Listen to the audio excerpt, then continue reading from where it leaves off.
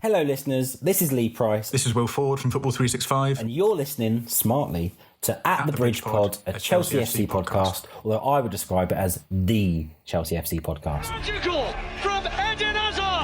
Kai Havertz in the Champions League final! Ivanovic! In the middle, it's just behind him, but it's tapped in by Higgins here. Matic with the ball driver! Matic takes the net off! Hat-trick hero! Cole Palmer wins an epic, sensational game! It's time for another episode of At the Bridge Pod, your number one Chelsea FC podcast. Coming up on this episode, one of us might just elbow somebody, just to make ourselves feel better.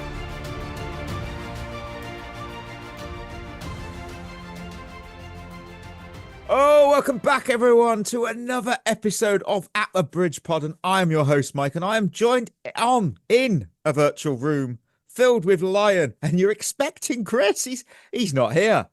And we won, so naturally he doesn't appear on those episodes. We've got Ollie. So Friday and show. Everyone's just clicked off. Notice that, listener. I went to say the Friday show on a Thursday, interrupted. Yeah. And you know what? Everyone doing? who's really hates me interrupting all the time, they've already clicked off, so fuck them. You can play paddle. But what I want to know, what I really want to know is, no, I can't sing that. I want to know what you're looking forward to this weekend. All right. What am I looking forward to this weekend? I'm traveling for work. Oh. Going abroad for a few days, and next week, extending that into next week, going to see some friends on the continent. So that'll be good. Looking forward to that. Is that the actual continent or the podcast? The actual continent. It's a good show. To be fair, I do love that show. But other shows are available. For me, I'm on annual leave at the moment. Nice, little for the remainder of the week. So I'm just gonna chill. Hang out with the girlfriend. Have a nice quiet one. Just a nice quiet one. Sometimes it's disappointing, really, isn't it, Mikey? It is, but sometimes it's nice to have a quiet one. I'm sorry, listeners, just quiet one.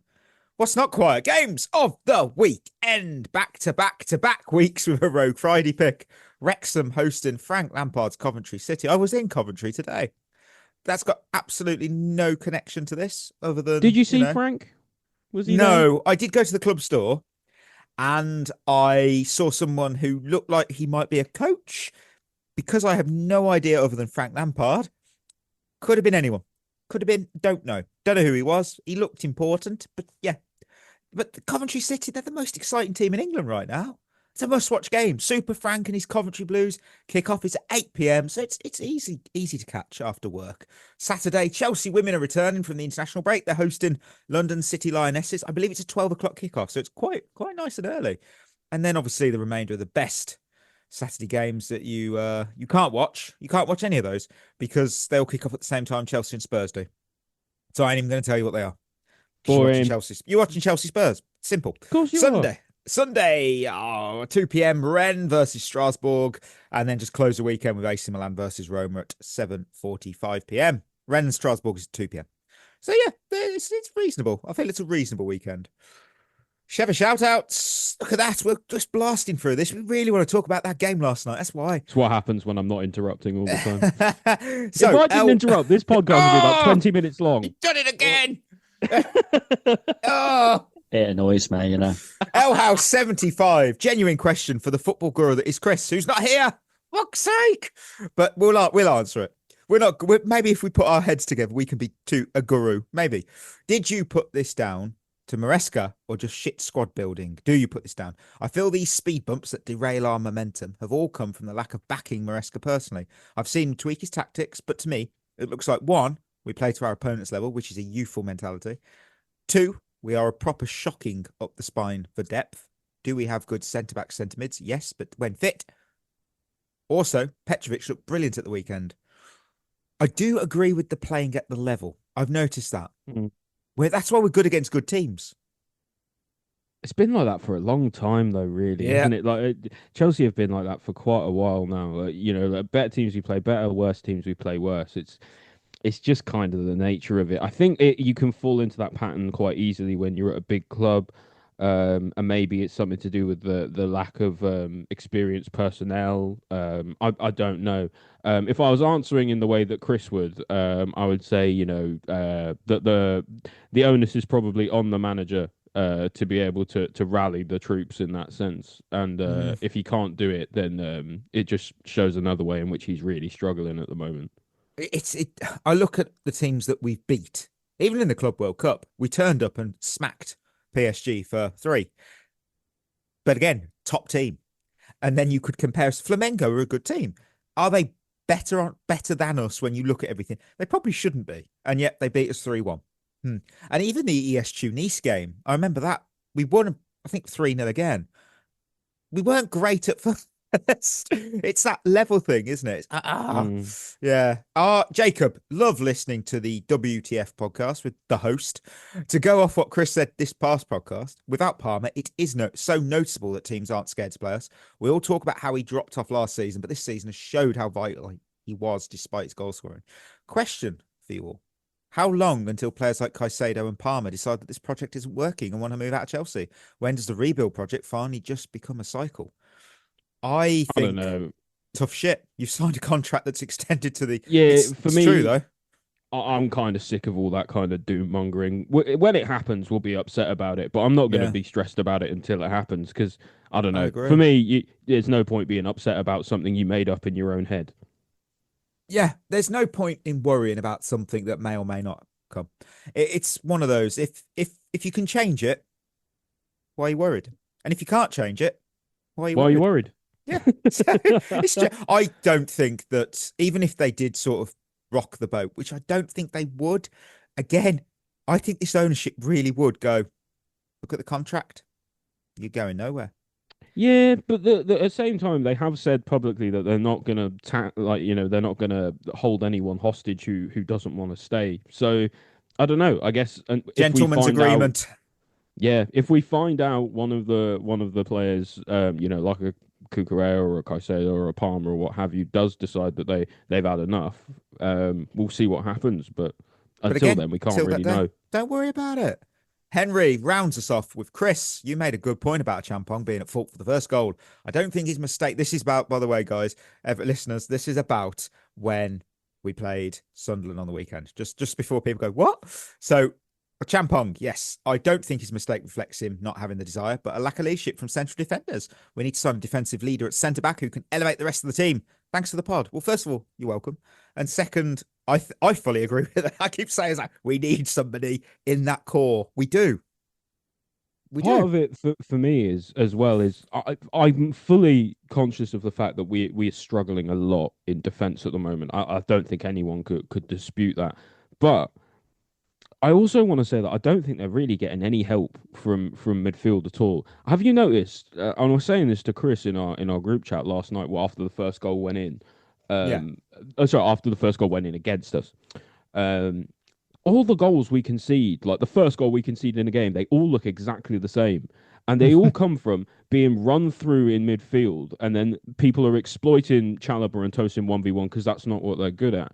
And I get it. They've got to be better in those isolated moments. But when you see like Lavia jogging back, or you see, I don't know, Santos jogging back or whatever, you're thinking, well, they're getting no help here and they're just going to have to be expected to mop up. And I don't know. I feel a little bit for the defenders. Clearly, they're not doing well enough, but I don't think they're getting the help they need either. Yeah, I reiterate those. Thank you, as always, for your reviews, thoughts, and everything else. If you want yours read out on the show, just head over to Spotify, drop a comment on this episode, and you know what? If it's good, we are going to shout it out. And if it's a question, probably be in Christmas questions. So with that, we're going to hit some news. It's that time of the week as we check out the news you may have missed in the elevator of Chelsea news. Don't worry, it's literally 3 stops. Eden Hazard has been inducted into the Premier League Hall of Fame. Chelsea are going to play Cardiff City in the quarterfinals of the League Cup. Chelsea are in discussions to extend Malo Gusto's contract with a salary increase due to his increased playing time, performances and the trust of the staff. And finally, told you it was quick, Brendan Rodgers resigned as manager of Celtic earlier this week. And there's a reason I've brought this up, because Dermot Desmond delivered one of the club statements of all time. And Ollie, I know Chris isn't here, and I know Burf's not here, but I want to read some extracts from it because I think It's brutal. it's so good. It's so good content. This is top quality content that if the listener has missed out, because fair play, I know they're going like, I remember brother Brendan. He fucked us over in the FA Cup. He beat us in that. I remember. Yeah, we do. So Brendan Rodgers has today tendered his resignation as manager of Celtic Football Club. I want to acknowledge Brendan's contribution across his 2 spells as manager, during which he helped deliver success that forms part of the club's modern history. However, I must also express my deep disappointment at the way the past several months have unfolded. Now, that is so far, that's quite normal. It's quite level-headed. You know, when you resign or you're sacked, you're disappointed. So could it get weirder? Well, It can. it can. It can. So, when we brought Brendan back to Celtic 2 years ago, it was done with complete trust and belief in his ability to lead the club into a new era of sustained success. Unfortunately, his conduct and communication in recent months have not reflected that trust. In June, we expressed to Brendan that we were keen to offer him a new deal to reaffirm the club's full backing and long-term commitment to him. He said he would need to think about it. Yet in subsequent press conferences, Brendan implied that the club had made no commitment to offer him a contract. That was simply untrue. Every player signed and every player sold during his tenure was done so with his full knowledge, approval and endorsement. Any insinuation otherwise is false. His later public statements about transfers and club operations came entirely out of the blue. At no point prior to those remarks had he raised any such concerns with me, Michael, or any member of the board or the exec team. In reality, he was given final say over all football matters and was consistently backed in the recruitment process. Regrettably, his words and actions since then have been divisive, misleading and self-serving. They've contributed to a toxic atmosphere around the club and fueled hostility towards members of the board. I don't think he's getting welcome back in Glasgow anytime soon. I don't think he's getting a Christmas card, mate. Oh my God. It's when people literally so many. Actually, you know what? A lot of you listeners sent me this actually on Instagram going, have you seen the statement? And I'm like, do I care about, like, no disrespect. I love when people message us, but I was like, why do I need to read the Celtic statement? Really? You know, just sometimes, just like stories in football transcend club to club stuff, and you just have to talk about it because what the fuck? What did he do? Absolutely eviscerated him. Oh my word! Absolutely destroyed him. Yeah, and if I'm any club now, I'm looking at that going, I'm not hiring you. Don't you know want what you. I mean? Like, he's definitely burnt. He hasn't. Look. They say don't burn bridges. I don't think Rodgers has burnt bridges. I think he's nuked them. There is no bridge. There's no bridge. There's no land where the bridge used to be. Oh, just nothing. I'll bring it to Chelsea because it's been a week for news. But Hazard, well, I mean, I'm a big fan of this Hall of Fame stuff. I think that we should be inducting way more than we are at the moment because let's, speed it up. But still, I think it was a lovely video, and it just reminds you of just how bloody talented he was. I really like the Hall of Fame stuff. I know people harp on about the Americanization of the sport, but I actually think the Hall of Fame is one thing that we should afford to bring in because I think it's another way to acknowledge the accomplishments of some of the greatest players of the Premier League era. And so far, in my opinion at least, those who have been voted in and been inducted into the Hall of Fame deserve to be there. Yeah, you know what I mean. It doesn't feel like anyone's not got in. Do you know what I mean? It doesn't feel like anyone's snuck in and they weren't supposed to. It feels quite natural the picks that are being chosen, especially from Chelsea. Who have we got in there now? Terry, Cole, Lampard, Hazard, Cech, and Hazard. And that's Drogba. Basically our and Drogba. That's basically our 6, isn't it? And Mourinho should be there. Yeah, I'm sure if they'll get him in. I'm sure, but. For me, I really like to see it, and I think as well. Like I said, it acknowledges some of those achievements that some of the players, had during their tenure in the Premier League that don't necessarily get told to you through highlight reels or through goals and assists. It's about the total package, the total contribution. And anyone who watched Hazard in the Premier League, without an agenda will tell you that he was one of the best players to ever play in the Premier League. Special. And special player. The closest thing probably we've ever had to Messi in the Premier League. And so to see his accomplishments acknowledged like that's really special for the club. I love it. I love it a lot. I'm just looking at the Hall of Fame at the moment, and there's one player I feel like most listeners will know. I'd say, looking at all the names, most listeners would know all of them. I mean, you could the obscurest here. There's 3. Ian Wright. Now, I say Ian Wright because of his playing days. Everyone knows him as the pundit, and he's brilliant at it. But I don't think younger listeners would know about him as the player, and he was a bloody good player. And Andy Cole was incredible for United and Newcastle. But there's one player, and I'm not an Arsenal fan, but Tony Adams is on there, and I know no one would. Maybe you'll know him from Strictly or his time as manager. Weren't very good at either. But as a player, he was a classic old school centre back. And again, he's the older listeners listening will know and remember him. And in his prime, going, he was a bloody good captain, proper defender. But again, the fact that he's in this Hall of Fame, younger listeners will look at it and go, "Oh, who? What did he do?" And then they learn. Oh, bloody hell! I think it's good. I think it's really good. And yes, I get the Americanization. People are a bit like, "Ooh," but I think these players deserve to be recognised other than just YouTube highlight videos. Yeah, So, absolutely. and the kits are really nice. Moving on, Go on. what do you think of Gusto's contract? Because he's been Didn't expect gathering that to happen, did I? No, he's been gathering a lot of criticism lately. I mean, does he deserve it?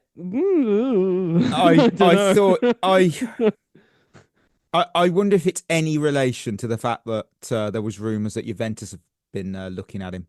I mean, that was in the Gazzetta dello Sport, so very biased paper there. But they were looking at Malo Gusto for their right back position at Juventus. It's not like let's be honest, he's not like he's got 2 years left on his deal. I mean, he's got a decent deal. Trouble is, he's our next right back up. And again, I like him, and watching him last night, he definitely puts a shift in. Yeah, he makes a few errors, but again, I think he's still adapting to the Maresca system. I know you could go, it's been 2 years, well, nearly 2 years, 1.5 years. It's not easy to adapt to a new bloody style of play. Ask the Forest players. And a new position in Gusto's case as well. Being an inverted a right back is insanely difficult. It's a different role. I think Gusto gets a lot of unwarranted flack, and he does make a lot of mistakes. You can't deny that. But for me, he's being asked to do something that he's probably just not that good at. And for the system, if anything, I think he's being a bit misprofiled by the manager, because we saw, under Pochettino and stuff, when he was overlapping and stuff, he was one of the best right backs in the league and probably in Europe as well. So people have short memories in football, but it's always, what have you done for me lately? Yeah, I'm kind of happy the club are looking at that longer term thing with Gusto, because I think you do probably need players like Gusto. For all of his faults, he's pretty technically secure on the ball. There's a lot of things that you could say about Gusto that are bad, but there are good and there are positives. So I'm not bent out of shape about a potential extension for him personally, but I think some people will be really rubbed the wrong way by it. No, we're going to really quick stop here to Kingsmeadow Corner, just to do a little roundup of the international break. It's a flying visit. We just see how the girls got on during the break. Kat Macario, she got 2 goals and an assist. Lucy Brunt's got a goal and assist. Aggie Beaver Jones scored. Wasn't the best free kick, but hey, she scored the follow up. So that's it's a goal. Brilliant, and we love her. Erin Cuthbert scored. Nushkin got 2 assists. Skura Brighton got an assist. Livia Peng got a clean sheet. Hannah Hampton. Now this clean sheet is important. Listeners might go, Hannah Hampton and a clean sheet. Standard, Mike. What's the big deal? Well. Obviously, great international break for our players. But there was an injury concern for Hannah Hampton because she missed the first game with an elbow injury. But this is where it's all good. Back starting against Australia, kept the clean sheet, as I said. Hannah Hampton looked exactly, like Hannah Hampton does. We're all good. That's what matters. Because I see that injury and I'm like, I like Livia Peng and she's good. She's not Hannah Hampton yet. And I'm like, oh. Who is? Exactly. And I'm like, oh, no. But she's all good. She's all good. And obviously, Saturday lunchtime, London City Lionesses at Stamford Bridge. That'll be a good game. Really good game. I love it when it's at Stamford Bridge as well. So, come on, listeners. It's time to head to winners. Did you just take a deep breath? About to sigh. How a very deep breath because we've got some things to talk about today. I can't wait. Sorry.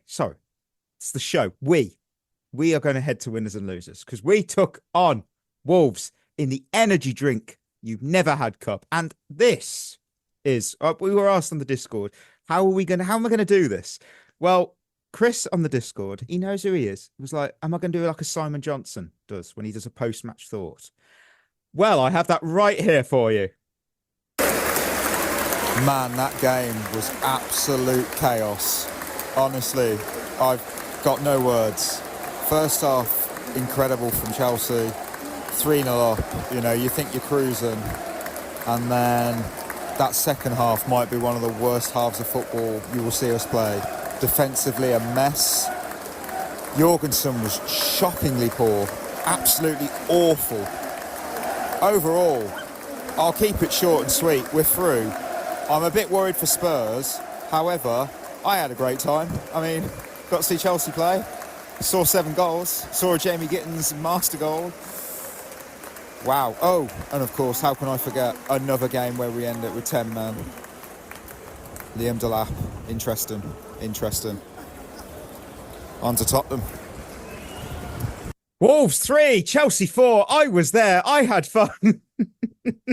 I'm glad someone did, Mikey. I was behind enemy lines on a very cold night in Wolverhampton. My word, it was freezing cold.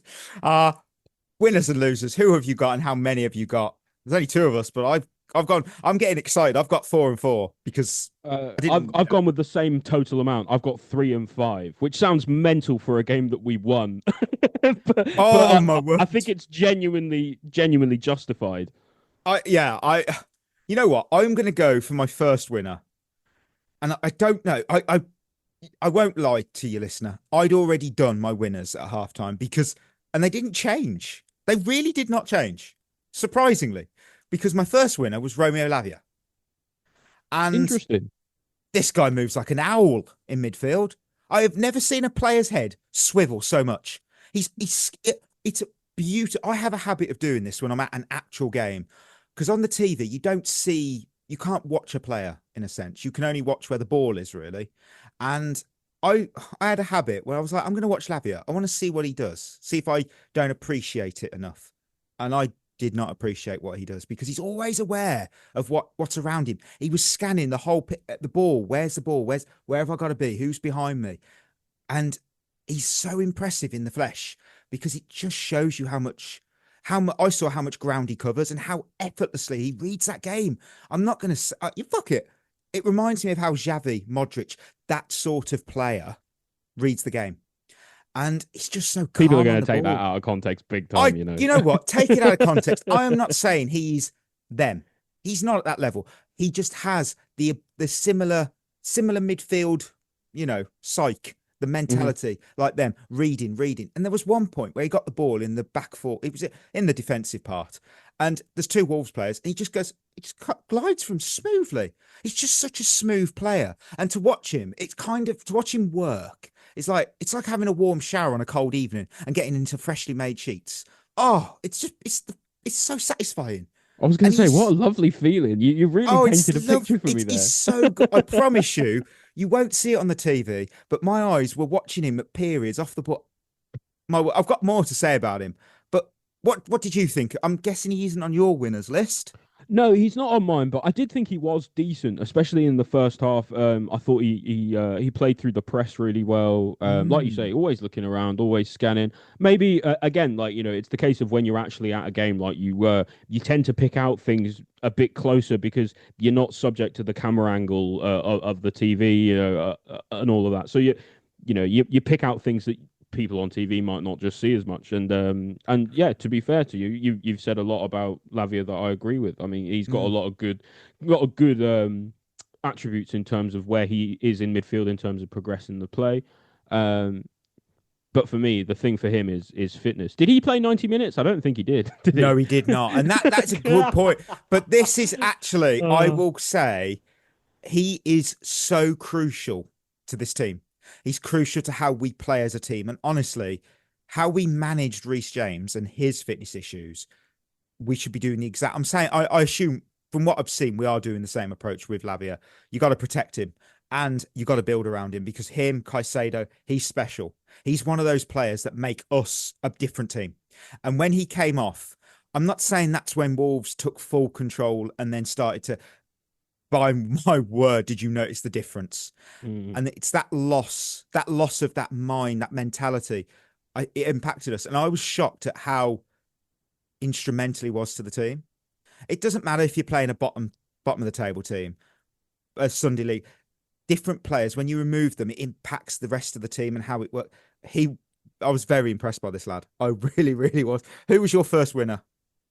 My first winner, he's probably on yours as well, is Jamie Gittens. Yes. Fully deserves it as well because, 2 goals and an assist, which, in the first half, you're saying, he's stat padding a bit against, poor opposition. And in the second half, you're saying he's the only reason that we actually won the game. He made a big difference in that regard. So, I mean, you have to give him his flowers for sure. I mean, especially the assist for the second goal, I thought was really good, where he beat his man.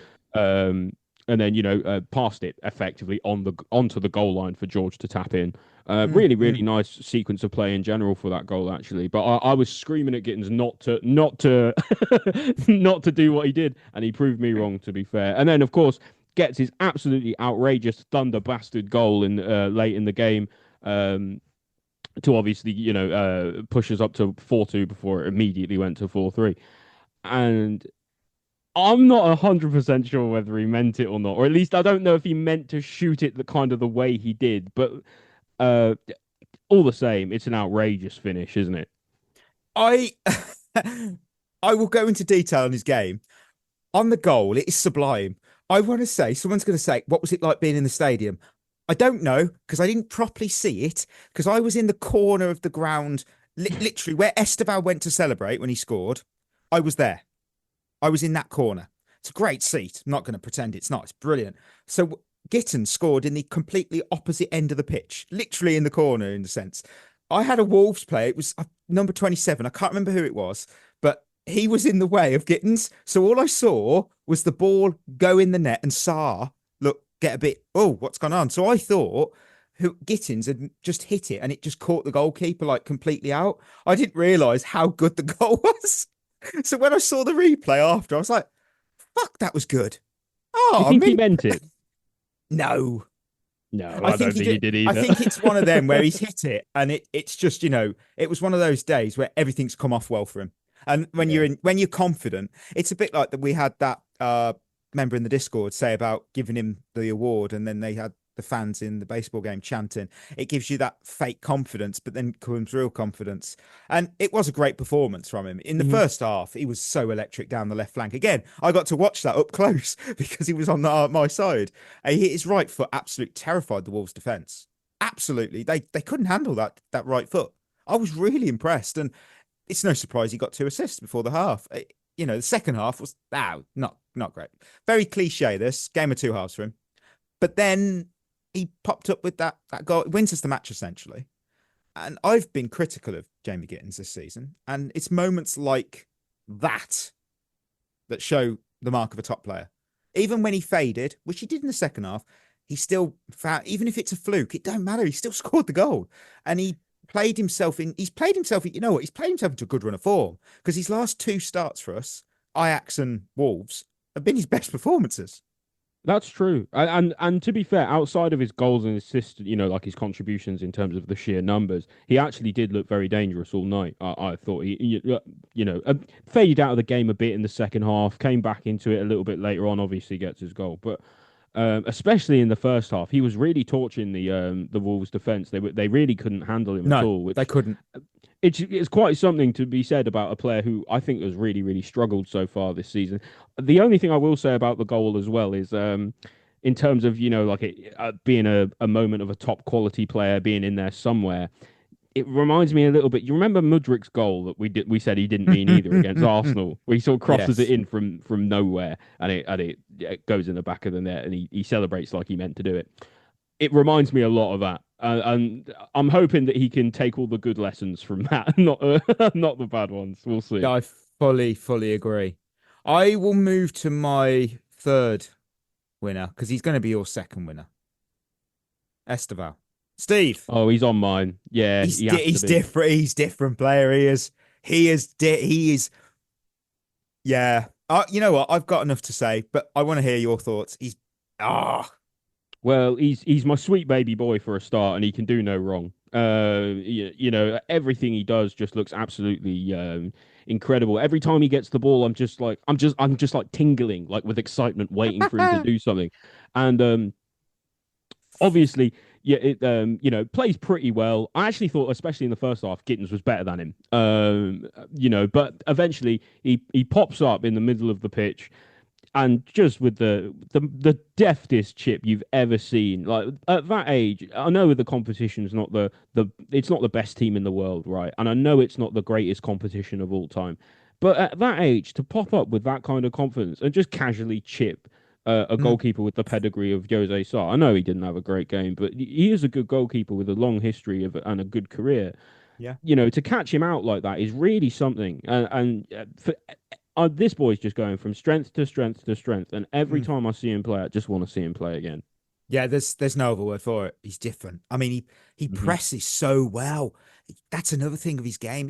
He's the opposite of Hazard in that sense. You know, we compare. Oh, is he? I do say he's like Hazard in the sense of get excited. He's definitely not like Hazard in his defensive contributions because that man, wow, he just didn't stop running.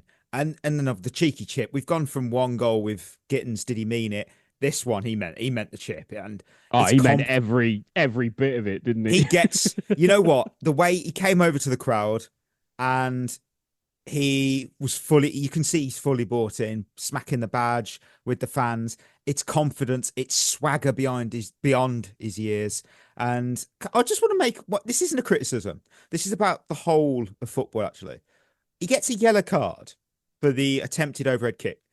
I just found that ridiculous because it's utter woke nonsense, isn't it, Mikey? What's that bollocks? I watched it, and Esteval's not looking around. Like we'll touch on that. He doesn't look around and go, "Oh, there's a player behind. I might try and kick him in the face." I guess it's not about intent, is it? It's about the outcome. Yeah, but if you're gonna do that, then referees actually want creativity out of the game, because if you're booking a player for trying something magical, and it just feels like you're going to punish the imagination. I mean, for what it's worth. I don't think Esteval's going to stop doing it. So, no, you know, he's going to get one day. Well, one of these days, one of those is going to go in, and I'm going to make a noise that I'll never make before, and probably will never make again. What a joy! What a joy! I think if he'd have scored an overhead kick, I think, even though, because I know some of you were behind enemy lines yesterday. I've seen photos of Chelsea fans in the Wolves section, and fair play, it was £15 a ticket. I got no issues if you've done that. But I think I'd have revealed my identity there. Right, who's your third and final winner? Sorry, I just wanted to make one more comment on Esteval real quick before we go on to the next one.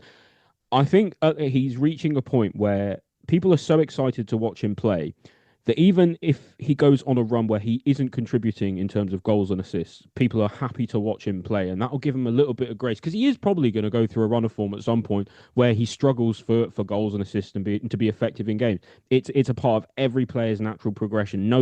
Almost no player is good all the time.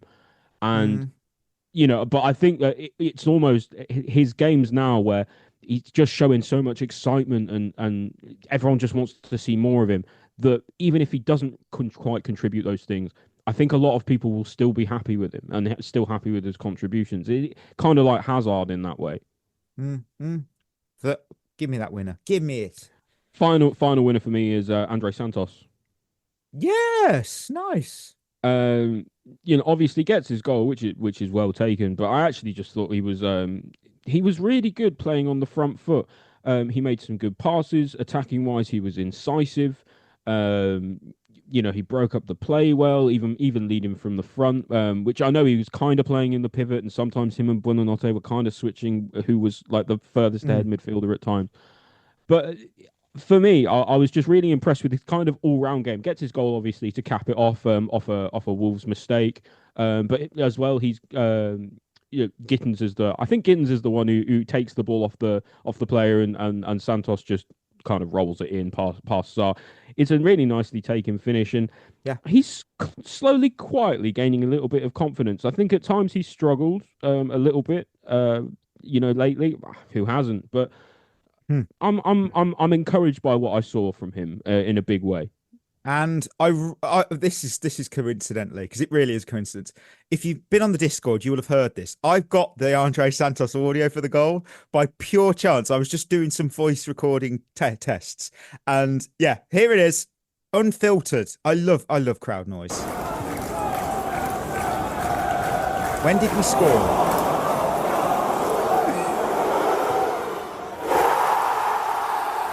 Oh, it's so good. Oh, I love that. It's the little quiet pause before it goes in. It was the eruption. It's wonderful. Oh, loved it. I absolutely loved it. And on that, my final winner, it's me. I'm selfish. First time seeing Chelsea live in the flesh since 2013. It's a long time. And that's because tickets, if you think, but you're Chelsea, it's so bloody hard to get tickets. Look at what I've just shown. I didn't even get an away end ticket because they were all bought up and then launched on resale websites. And you know what? Yeah. Was I tempted? It was £20 capped. They were relisted for minimum 50. And I did think so expensive. I won't even. They sold out instantly, and yet they're on resale websites. And I did think, I could be with the away fans, and I did like the idea of it. And then I thought, I'm always campaigning on here, going, I'm against scalping and all that. And I thought, if I buy that ticket, I get the benefit I get, but I'm also basically I can't look in the mirror because I'm going against what I believe in. You've become everything you've ever hated. Yeah, you're feeding the machine. You know what? I couldn't celebrate the goals like I'd want to, but I paid £15 for my ticket. Everyone paid £15 for the home tickets. There you go. And that, yeah. But look, I got a proper Chelsea experience, didn't I? Drama, chaos, a red card, you name it, I got it, and it had everything. And was it value for money? It was absolutely value for money. I wouldn't have had it any other way. I just should have worn gloves because it was so bloody cold. It was so cold. Hopefully, I'm going to get myself a ticket to the Cardiff game. Of course, that's local to me here, yes. And we're on a good run a little bit at the moment with being able to go to games. So yes, exactly. And nothing beats live football. Nothing beats it. Oh my word. Losers. We have losers. I have 4. Ollie's got 5. And you know what? I feel like we're going to be very in sync with us. Now, we're not going. I hope we've got the same ones. So I've got to do it. We're not going to go straight to the big point. We'll go to. Oh, bloody hell. Instant loser. We joked in the group chat. There's 2 players on this list. The instant loser list. And Philip Jorgensen. That was a rough watch for me. That was rough. I will give him a pass on the first goal because Buonanotte, my lion, you stitched him up with that hospital pass. As soon as he did it, I just thought he's through out that player. I forgot who was it? Who was Oh bloody! I forgot the Wolf striker. But his name is like Chulao or something like that. I'm gonna have to Google this. I've got a computer in front of me. It's just lazy if I don't. Chulua, something like that. Chulua. Let's have a look. What was his name? He was begins with a T but makes a ch noise. Tolu. That's it, yeah. And he was through on goal and he scored. I'll give him a pass because Buonanotte that was what you weren't thinking. That was a comedy. 2 and 3. The second one in particular, we would have lost our shit over if that was Sanchez. Because the ball did lose my shit over. Dude, I watched that and it was in the corner where I was sat. It went through his hands like a cannonball through a wet paper towel. That's not good enough for me at this level. That is, and the third, why are you rushing out? Like again, I didn't know why he rushed out. There was no real.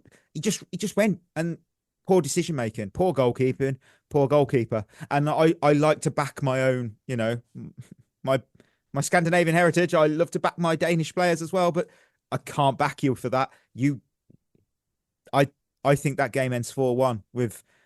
Honestly, I think if Sanchez in goal, I think it ends 4-1. Yeah, I agree with you. I mean, after that game, I found myself, I was scratching my head. Of course, he's on my losers list. I was scratching my head thinking, how has this guy ever managed to be the first choice player for Villarreal? In terms of being in goal for where we signed him from. I don't understand how he's managed to do it because he's got all the ability of Kepa and none of the hype. And anyone who knows me knows that's not a compliment in terms of ability about Kepa. I especially the second goal absolutely blew my head off. He's kicked it straight at him. If you look at every goal Jorgensen concedes, every single one looks like he should save it. Do you know what I mean? Yeah. Like or he's making a mistake somewhere in there. Every time, if disasters keep happening around you enough, eventually you're gonna have to look around and maybe think that maybe you're the issue, because especially that second goal, like you say, it went straight through him. It was straight at him, and it's given Wolves such a lifeline and such confidence in the game that if you just don't let it go through you, like a real goalkeeper should, then we've got absolutely no issues. Yeah, sure, they pile on a little bit of pressure, but they probably don't get their second goal, and the game kind of peters out. When you've got when you've got players on your team like Jorgensen, you don't need opponents because they're playing against you half the time. And I'm just absolutely baffled that we've got this guy a contract. To be honest, I mean, I can't see any way back for him because I just haven't seen him play well basically ever for us. I don't know what to think. Do we say, like Cucurella, you have to give him a couple years and back him? But do we though? Because when you're in goal, you're either good or you're not, and he's not. How do you? It's very difficult with a goalkeeper because a goalkeeper, I would argue, is one of the most confidence-related positions in the game, and it's that goal that the first one, like I said, I'll let him off, but that second one bugged me because it went right under his hand, and I'm like, how do you not get to it? Ironically, I can't believe it, but he was probably the worst of the two goalkeepers on that pitch, and Jose Sarr had an absolute stinker. My word, he had a stinker. But again, he would just the third goal as well was just absolutely abysmal from him. I get it. It's all a bit of a scramble in the box. You're the goalkeeper. You're supposed to sort of make things secure, but it looked like Achiampong had it covered, at least from my angle of watching it on the TV. Yes, fully agree. That's the thing that I know went he's in my coming head. across quite late to make the block in the first place, but if Jorgensen, instead of rushing out and clattering into Achiampong, right, instead of doing that, if he had come out just a little bit, narrow the angle a bit, like you're supposed to do, like a real fucking goalkeeper's supposed to do, then it might bounce up, probably catches it, tips it over the bar, something. People are saying, "Oh, it's a good save" or whatever, but it's a better goalkeeper there makes a better decision. That's the long and short of it. And unfortunately, I just don't know if you can train decision making like that. You're a professional footballer. You've played in the Liga. You've played in the Premier League. You've played in the Champions League. Why are you still making mistakes like that? And there is something as well from that third goal for Wolves that I'll touch on later on another a loser because I'll touch on that. Right. Instant loser number 2. Liam Delap. Well done. Oh, really? Oh my word. First game back from injury. Yes, I was so happy when he came. I was like, get in. Get yourself sent off.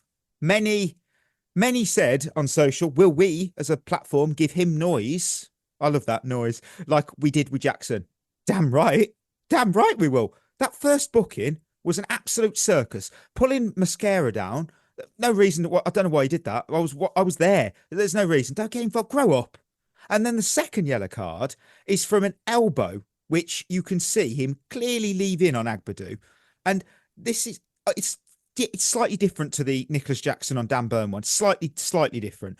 But he bloody knows what he's doing. He knows what he's doing. It was unacceptable for me. Absolutely unacceptable. You cannot come back from a long injury layoff, throw yourself straight into trouble like that. From the minute he came on, he was elbows everywhere. You need to show more maturity, mate. You need to be, you plain and simple here, just maturity, I hated the immaturity from Jackson and I called it out. And I damn well hate it from Liam. It's these 3 words, grow up, mate. You've got to grow up. Yeah, listen. I'm gonna have to be a bit careful here because I feel really strong. We had a talking with you. So for me, right, this is how I feel with Delap. This is going to be a bit of a rant, so just give me a few minutes here. Yes, of course. I mean, firstly, he didn't play well at all. Right, that goes without saying. He looked like he was still injured, and frankly, it would have been better if he'd ruled himself out anyway, because it's clear to see what's happened in the game. Right. He's played shit for 20 minutes and then he's lost his head because he knew he was playing shit. And it's not even that he was playing shit while I was so pissed off. It's not that he got 2 yellows in 7 minutes. It's not that the manager apparently told him to calm down 4 or 5 separate times before he gets his second yellow. It's not that one of them could have been, and probably should have been, a straight red anyway. It's not even that it was intentional. It's not even that.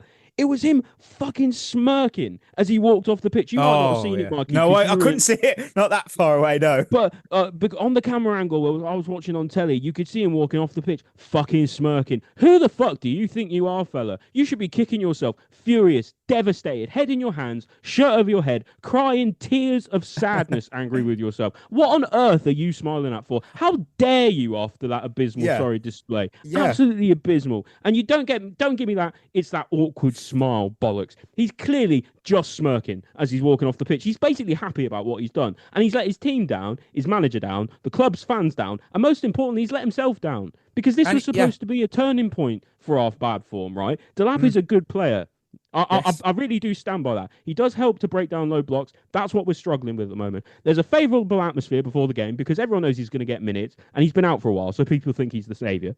And all he needed to do was run around a bit, get him behind the easiest defence in the Premier League, by the way, and people would have been happy with his contribution. Might even made him a winner just to sit and say happy to see him back, even though it was against the easiest defence to play against in the Premier League.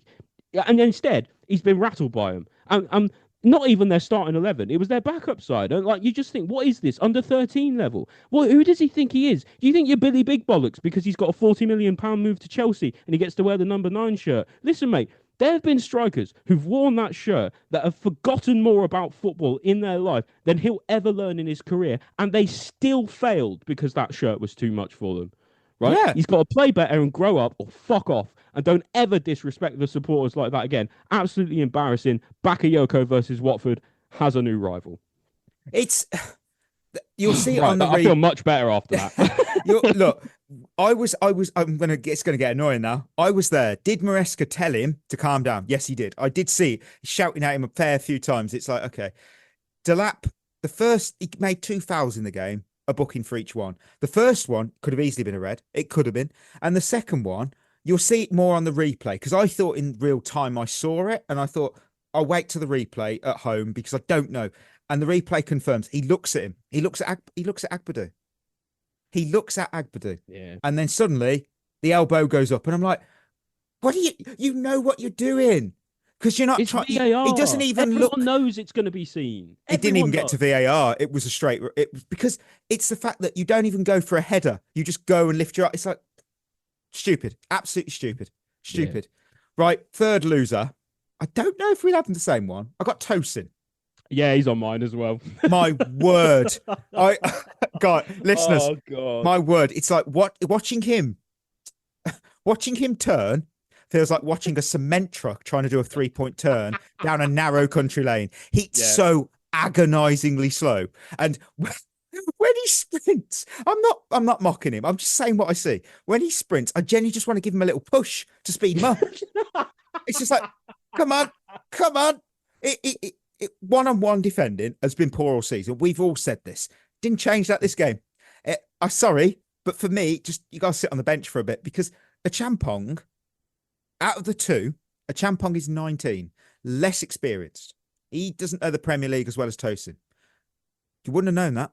You would have said a Champong was the more experienced player. If you removed everything, if you know when you do those where they grey out everything of the players and you just got to guess who the player is. Mm-hmm. On Twitter. If you'd have done that and gone, who is the player with the most caps in the Premier League, you'd have gone, a Champong. You would have. Not Tosin. I'm sorry. It was so painful. No, you're right, mate. Like what watching him is like imagine like an aircraft carrier in the Suez Canal. Yes, that's what it looks like. So bad. You know, he's just this big, lumbering, hulking, just I don't know if people are targeting him, or like I said earlier, I don't think the midfield is helping him all that much, to be honest with you. But every single time he's isolated, he just can't do it. He can't, I don't understand what's happened with him, if he's being overplayed or what, because he used to kind of be this physical presence. He'd win headers, he was decent enough passing the ball. Now he can't stand anyone up, as we saw against Sunderland in the late goal there. He can't win any headers. Lord knows he doesn't run fast or turn fast, and he can't pass. So if you can't defend and you can't pass and you can't attack, what are you offering to the team at the moment behind Uncle Tosin and vibes? I'm with you, Mikey. He's got to see some time out, but there's no one else at the moment. No. That would leave us with what? Achampong and Chalobah as our two centre backs. I know Fofana, maybe he's coming back in, But for me, Tosin needs an extended period on the sideline. Fair enough. If he does good things around the team and keeps spirits up and stuff, great. He can do that from the bench from now on because I'm absolutely sick to death of watching him play for us. Again, I can only say what I see. And he was so slow. And when the ball was one-on-one with him, I just thought, I criticised Chalobah for not doing anything in the Sunderland game. I don't think, now in hindsight, and I've watched Tosin play in the flesh, I'm like, I also don't think he likes to tackle. Because he was one-on-one, hold-up plays good, but he doesn't do it. I think, unfortunately, not our best centre-back. Not our best centre. Who was your fourth loser? Because I think we might have a similar but different one. Who's the fourth one? Fourth one's control. Oh, no, I don't. Which is a theme that I keep coming back to with this Chelsea side at the moment is we cannot control games. We just can't do it. Like, I don't know what happens. Like, we either go a few goals up and we start coasting, or we, concede a goal early and it's all kind of panicking. We just can't seem to settle into a game no matter what we do. And maybe that's part of the experience problem. Maybe it's on the manager. Maybe it's on the players just thinking, it's only Wolves with 3-0 up. Who cares? But when the second half started, we looked abysmal from minute one. Of the second half.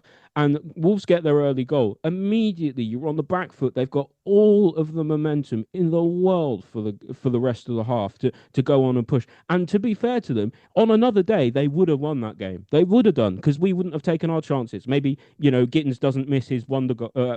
Gittens misses his wonder goal, and they score one of their 100 easy chances they had in the second half. We especially when they were piling on the pressure in the second half, we just simply could not control the game at all. And for me, it's the biggest problem we've got. We don't know when to speed games up. We don't know when to slow them down. We don't know when to make it a bit difficult for opponents by, leaving a bit of an argy-bargy in, and I'm sure we'll get to the argy-bargy shortly. But we just, for me, there is just no control in the way that we're playing games at the moment. People said Pochettino was like basketball. I don't know what this is. This isn't even like a real sport, it feels like. With the way, it just every time, defense, attack, every time the ball gets into our final third, everyone looks petrified. I don't know I don't know if, Colwill is just maybe the best defender of all time or something, but having him out of the starting 11 at the moment is just showing just nobody knows what's going on when things start to go wrong in the defense. It's mind-numbingly painful for me because I just can't work out what's going wrong, especially in defensive situations like the third goal that went in for Wolves.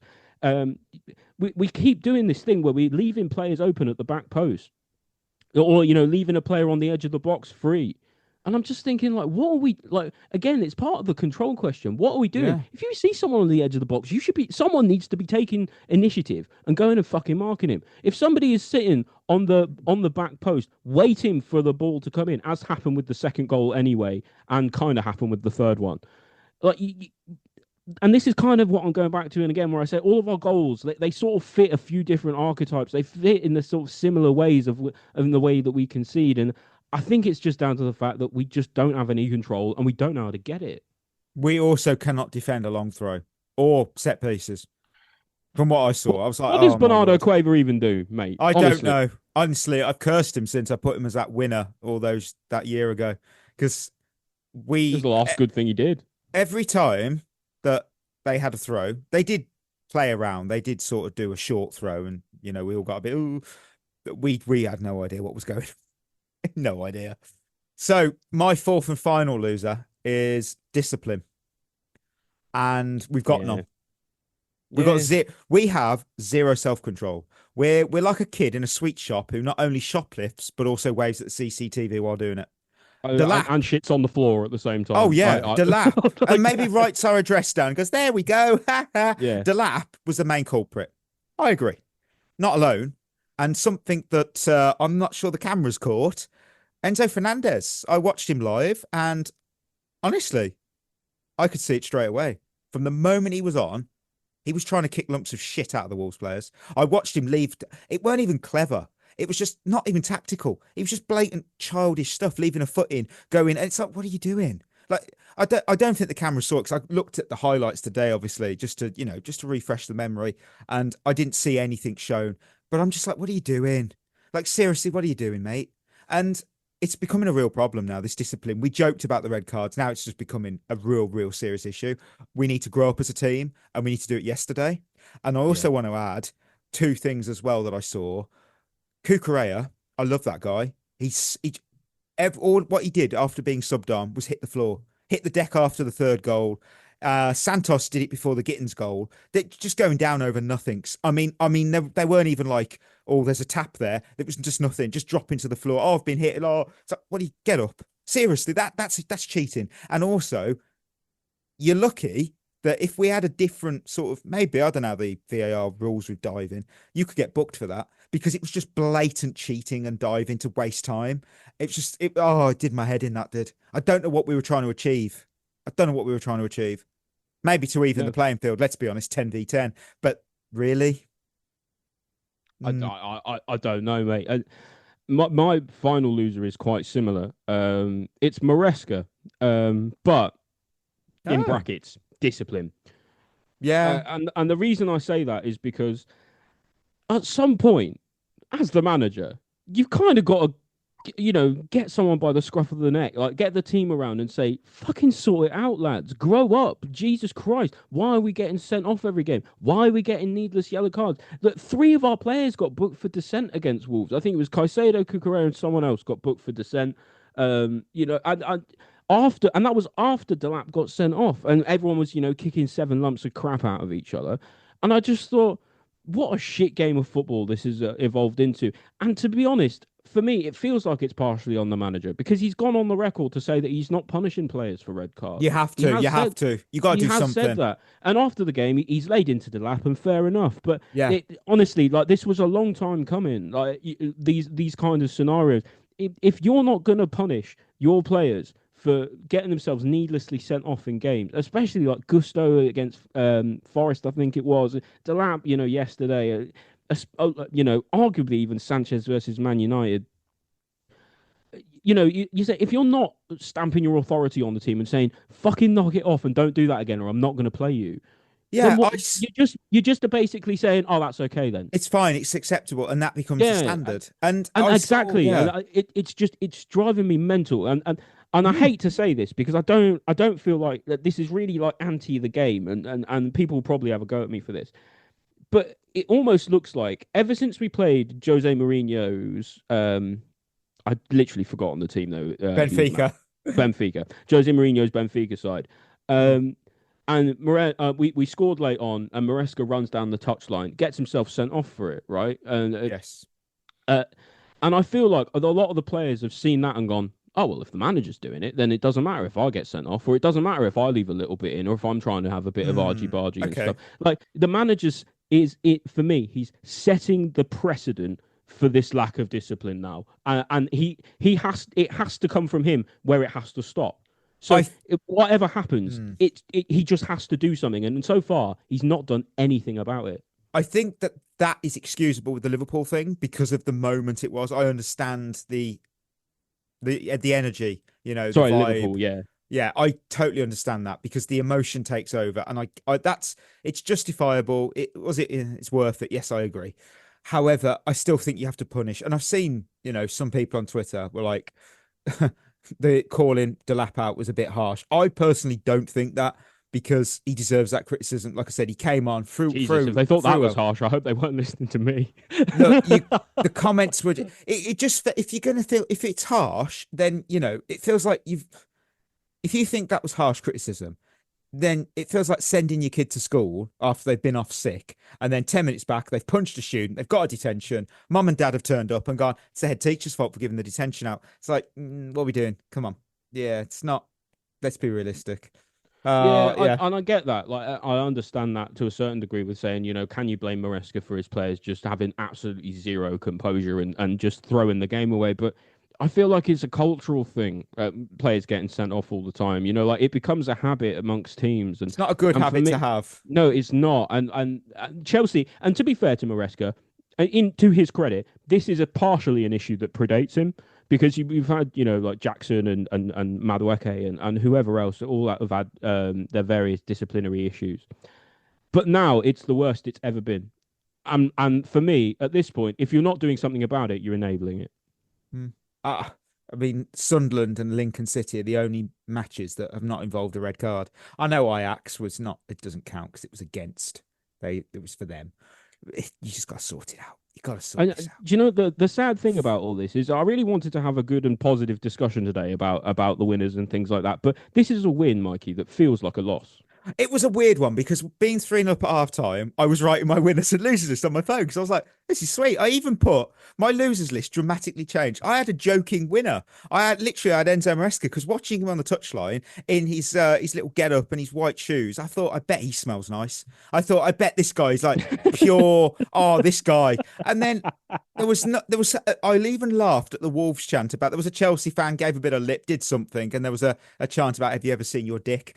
It was great atmosphere. It really was. I mean, the Wolves fans made sure from minute one that they're going down. They've said that for a lot of times. But the point was that second half, I was like, I can't do any joking losers because there's a lot of really, really real losers here. And we moved to the emoji game review. I went with the red square. We did it again. Yeah, I'm going with the seat emoji because I don't want to see Delap start for a while after that.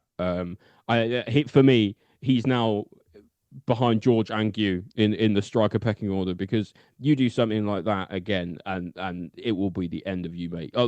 His stocks for me have taken such a nosedive that I'm like, is his time at Chelsea already corrupted beyond repair? Wow. Because that's how bad it was. His performance, in my opinion.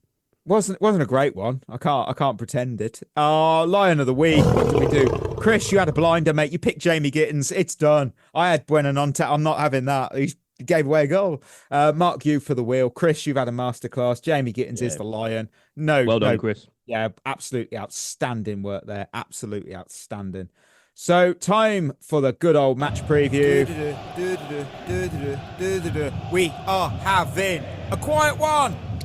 We're going ahead we're in London. We're not moving. We're taking on Spurs. They're third in the Premier League. 5 wins, 2 draws, 2 defeats. Recent form, 2 wins, 1 draw, 2 defeats. Player spotlight, probably Mickey van der Ven. Mohamed Kudus, he's doing well. He is Kudus, he's bloody hell. Romero at the back as well for set pieces. Top defender, top attacking midfielder. You can do damage. And the last time Spurs